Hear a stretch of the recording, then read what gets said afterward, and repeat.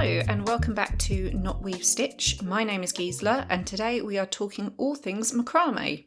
This episode is going to be great for anyone who is getting started in macrame. We'll talk a little bit about the history, what you need to get started, and talking about the knots as well.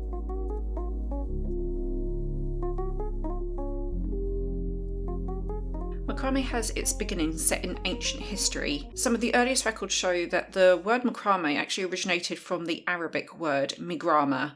I hope I'm not butchering that. And that means fringe or embroidered veil. Arabic weavers in the 13th century would use these decorative knots to tie loose ends in their textiles. This knotting technique then spread in popularity through to Europe and to sailors. Sailors would create things like hammocks, belts, nets that they would use to keep themselves busy, or they could also sell those when they arrived in port. Macrame obviously had its functions, but as its own art form, it really blossomed in the 16th century Renaissance, particularly in being used for tablecloths, curtains, bedspreads, far more decorative rather than in terms of function only. It was then particularly popular in the Victorian era. It would then be taught to young women as part of their education, and a book called Sylvia's Book of Macrame Lace was published at this same time. Macrame then unfortunately faded out for quite some time until it made a huge resurgence back in the 1960s and 70s with the boho look, focusing on the natural handmade crafts, making home decor. So things like dream catchers and wall hangings were very popular at that time, particularly with things like twine and string. It's since had another revival in the 21st century as part of the minimalist and bohemian interior design. So from things like wall hangings, tablecloths, to jewellery and bags, macrame covers a large spectrum in terms of art and function. What I love about it myself is that it's a more environmentally friendly craft where you can use natural or even recycled materials such as yarns and cords, and it makes it far more sustainable. So that's what I really love. I want to not only do my arts and crafts, but I really want to think about the environment while I'm doing it. So as a beginner into macrame, what materials would you need to get started? So thankfully, macrame is actually quite a easy craft to get into. It's not relatively expensive. So I'd say the three core things that you really need is the material itself. So usually something like a cord, string or yarn. A pair of scissors. I would recommend a really good pair of fabric scissors usually. And finally a tape measure. It depends on what size project you're working on, but usually a tape measure is best because the cords tend to be longer, but if you're working on a smaller project, you could use something like a ruler instead. In terms of materials, you can use a huge range of things in macrame, and it really depends on your project. So starting on the smaller scale, you can use things like very thin yarns.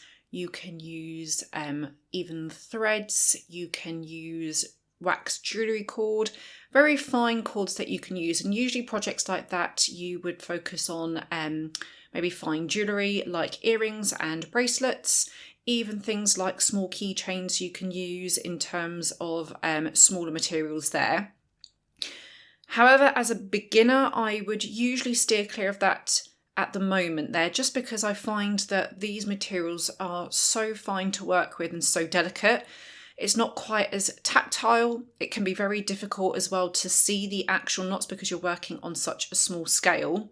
And I also find that it can become very easily tangled and twisted. So as a beginner, I wouldn't jump to that immediately, but it can definitely be something to look at maybe down the line there. But that's really for much smaller, much finer projects. Then going up to kind of the middle ground there, that's when you usually find things like macrame cord itself, string, twine, things kind of in the middle ground there. And in terms of projects, that's quite versatile. So you can still do things like slightly chunkier keychains, but then you can focus on plant hangers, garlands, wall hangings, coasters, tablecloths, a lot more range of things that you can work in that kind of middle ground in terms of materials.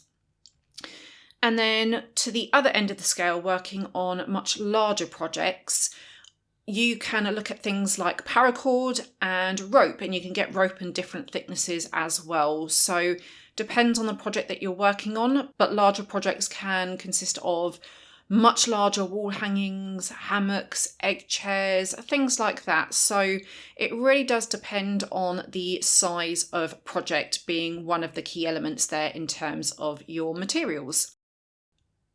But as a beginner, I would probably recommend starting with something like a macrame cord or some rope there. I find that the kind of middle to slightly larger materials are great because they are far more tactile. I find that they hold the knots really well and you can see them a lot more clearly. And I don't find that they tend to get as tangled and twisted as smaller projects. So if I was to start again, I would definitely recommend starting with a macrame cord or something like a rope. Another thing that will determine your material is what you actually want it to do in your project. So in terms of macrame cord itself, there's usually 3 main categories. There are other ones that you can get, but it's usually divided into 3 main categories. So the first category is usually the braided cord. So a braided cord is great for strength and durability. So if you wanted something that is like a plant pot hanger, a wall hanging, or a bag, something like that, it's great for strength, for a little bit of weight onto it because it doesn't easily open up. So braided cord can be really great for that. However, the negative with it is you can't open up the ends, so you can't brush it or comb it out. So if you're looking for that really lovely fringing or that tasseled effect that you might see in photos, braided cord can't do that because of the way it's made. So if you wanted that fringing effect, the braided cord is not the one for you. Then moving to the other end of the scale, you have something called single twist string. So this string is made of individual threads which are twisted together to form a bunch or form a string. Now this one is great for much more decorative and delicate pieces. So if you're looking at some lovely fringing, i.e. making macrame feathers or leaves, this one is for you. So this one you can comb or brush out the ends there to make that lovely fringing effect, which is brilliant. And it is quite smooth in texture as well. The main downside of this one is it's far more delicate. Because you can brush it out, it's very easy to open it up and get gaps in this string. And because of the individual threads, it is quite easily to accidentally pull on one of those and pull that out of the bunch there as well. It's definitely not as strong and as durable as the braided cord, so this one is definitely for more decorative details in a macrame project. And then in the middle ground between the single twist string and the braided cord, you have a multiply or a multiply twist. So a multiply twist are several strings, several bunches twisted together to form a rope. They're most commonly used as a 3-ply, but you can get other ply strands as well. It looks much more rope-like there, but the great thing about this one is you can still open up and comb out the ends. So it's a great middle ground where you've got a little bit more strength and durability than the single twist there, but you also still have that element to be able to make it more decorative. So you can comb out the ends and have that lovely fringing effect as well. So that would kind of sit in the middle ground between the braided cord and the single twist string. Thickness of cord is also something to think about in relation to these cords and strings. So as I was saying, the smaller projects usually fall into a category where you're using things like 1 to 2 millimeter cords because you're using them for the jewellery or really intricate pieces there. You're not going to really want to use very fine threads, yarn, strings, whatever it may be for huge projects. Otherwise, you will find that you're going to have to spend hours upon hours trying to make your macrame knots. In this category, usually you're looking at things between 3 to 5 millimeter cord. Again, you've got a little bit thicker, a little bit easier to see those knots there. And as a beginner, like I said, I would highly recommend starting off with these type of cords there to gain a little bit of experience with them, and then you can always move on to a different thickness cord. And then lastly, you're looking at the larger category. So with this rope or paracord, things like this, you're looking at things that are above usually 6mm in thickness there. So if you really want to cover a large area of space where you don't have to do quite as many knots there, they appear a lot bigger, you're looking at much thicker materials, so much thicker rope. And like I said, this is fantastic for much larger wall hangings or hammocks, things like that. It's great in this category. So as you can see, it really depends on your project and what you want from your project there in terms of choosing your materials. But if you choose the macrame cord itself, you usually have those 3 categories. There are other ones as well, something like knitted cord, similar to braided cord there. So you could look at that, or like I said, you could use completely different materials such as paracord, wax jewellery cord, lots of different things that you can use in macrame for your projects. So after you've got your 3 main starting materials, so the material itself, the scissors and the tape measure, there's a few other things that you could include into this, and again, it really depends on the project that you're working on. And there's some other materials as well that can just make your life a little bit easier in terms of making your knots. So the other things that you can use are things like wooden dowels. You can get them in different sizes and different thicknesses. You can go much, much larger than that, and you can use bits of driftwood or logs if you're really making a statement wall hanging. If you don't want to attach it to a wooden dowel, you could always attach your macrame onto a keyring of some sort. So you could use a metal or a wooden keyring, and that can be quite nice as well there. In terms of adding kind of decorative things to it, you can use a selection of beads.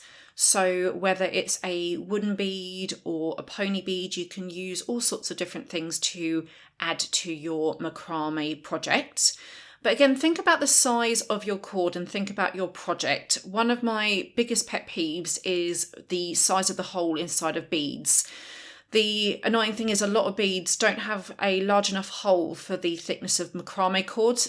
You really have to think about the size of beads that you're working with, and I would always steer you in the direction of macrame specific beads because they tend to have a much larger hole in the centre, so you can use that thicker cord and it's not going to take you forever to try and get really fiddly little beads onto your macrame. So just be aware of that if you are adding beads onto your project there. But of course, if you're working with much smaller beads, you can put them onto finer projects. So if you're looking at adding it to lovely bracelets or earrings, you can work with much smaller beads. If you're wanting to add some lovely fringing to your macrame, like I said, you're going to want to have that single twist or one of those multiply cords there, just so you can brush it out. And in terms of brushing out, you can get yourself a comb. So most combs will do the trick. You can even look at getting a pet comb there and very gently brush out the ends. If you want them to stay really nicely into place, particularly if you're hanging up on a wall or if you're having it as a coaster or placemat, I would recommend in buying some starch spray. So the starch spray that you can use for shirts in clothes, and that will really keep your individual threads in place. It won't move around as much there, it won't move at all. So combs and starch spray is absolutely fantastic for that fringing effect. In terms of securing your macrame whilst you're knotting it, everyone has their own preference, and again, it does depend on the project size that you're working on. So usually when I do smaller projects, if I'm working on a tabletop, I will usually work with tape. I prefer using masking tape, but you can try using things like sellotape as well. And what that does is it basically sticks down the strings or sticks down the keyring to the table so that you won't have it moving around as you're making your knots. So that can be quite useful there. If you don't have tape, you could also use some macrame cork boards.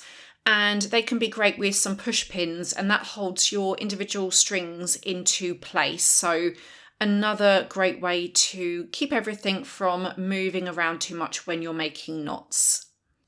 If you're working on a much larger scale, so if you're working with very, very long strings, it can be really difficult on the table because you've got all of these long cords, they get very tangled and twisted, end up all bunched up on your lap. So normally what I recommend to people is to hang it up somewhere. And the main way that I would recommend to hang it up is if you have a clothes pole or clothes rail and getting yourself some S-hooks. So then you can use that to tie your macrame onto and have it hanging up instead. And then gravity really is your friend. The rope or the cords will be hanging loosely down, and I find they tend to get far less tangled when you're hanging them up vertically rather than having them lying down on your table. But you can really make makeshift things. So if you don't have a clothes rail, you could always hang it up on a curtain pole.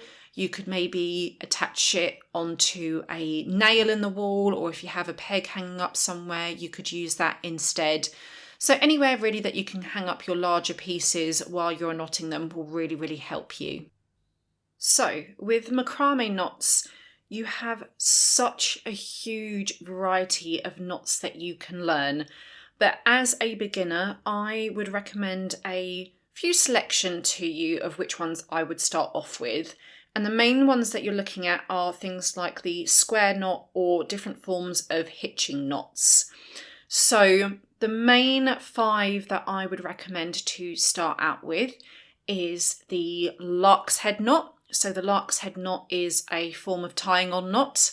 So you usually use that to tie onto your dowel, your key ring, whatever you are using. You would normally use the lark's head knot. Then I would look at things like the half square knot and the square knot. So these ones are really one of your foundation knots in macrame. You might have seen the half square knot before. It makes those beautiful spirals. It's one of my favourite knots to do. Kind of looks like pieces of DNA, I always say. So half square knots make those beautiful spirals. And then the full square knots look a little bit like, if you would make a chain of them, a bit like ladders, little squares there, little shoelaces if you're making a vertical chain down of square knots. And I would say that they are probably one of the most common ones that I seem to keep on finding in patterns. So half square knots and square knots in particular are really good ones to focus on. The square knot itself is a little bit more tricky than the half square knot, so beware of that, but it's something I would definitely recommend to look into. Another foundation knot is the gathering knot. So as the name says, it gathers the cords together and it holds them nice and tight. Basically, it secures your other knots or your macrame piece together so it doesn't come undone. And gathering knots are fantastic for things like the bottom of plant pot hangers, or if you like that lovely kind of tasseled effect at the bottom of bags, the gathering knot can be really great to hold lots of cords together. And then lastly, I would recommend things like the double half hitch knot. It's an absolute mouthful, but it is a really, really staple one to learn in macrame. So the double half hitch knot basically looks like little ridges or like a wall of knots. And I find this one really fascinating because you can do double half hitch knots in all sorts of directions. You can do them vertical, horizontal, diagonal. You can even do them in spirals and waves. So it's a really interesting one to look into, and it's also great in terms of function because you can make things such as coasters and placemats out of double half hitch knots. So those are the 5 that I would focus on as a beginner there, but as I said, there are so many different knots that you can look into, and some of them are easy, some of them are intermediate, and some of them are far more advanced. So it's something to kind of dip your toes into, and then once you get confident with your foundation knots, you can then always move to a little bit more tricky knots as well. Also, by learning these foundation knots, it makes your life a lot easier in terms of learning other knots down the line. So once you learn the half square knot, that will make your life a lot easier learning the full square knot, because a full square knot or square knot is basically made of 2 half square knots, one going forwards and one going backwards. So by learning the half square knot, you're making your life a little bit easier in terms of the full square knot. Then by knowing the full square knot, that can also make your life easier when you're doing something called a berry knot.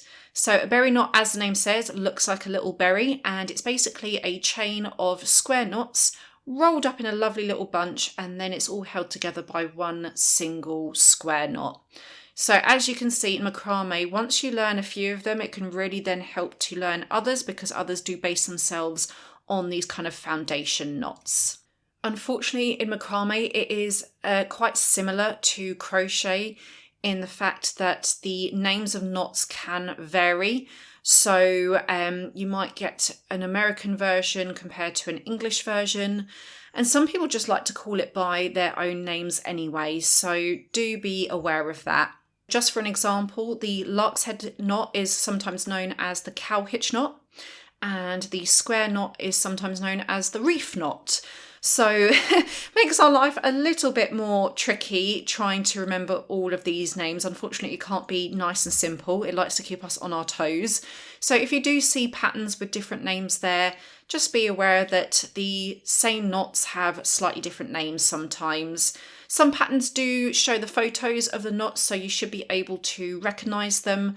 But if you do come across a different name, I would always just recommend having a little Google just to make sure that you know exactly what knot it is. So we are coming to the end of this week's episode. Next week, we go into a deeper dive of how to do the foundation knots in macrame. If you can, please subscribe to my podcast. I would be so grateful. Additionally, I have a Patreon with different tiered memberships, so please do consider joining the Knot Weave Stitch community, as it really helps keep the podcast alive. I also have an accompanying podcast blog on my website, which is www.gislanartin.com, which follows each episode, so feel free to take a little look at that. Thank you so much for joining me, and I will see you again in the next one.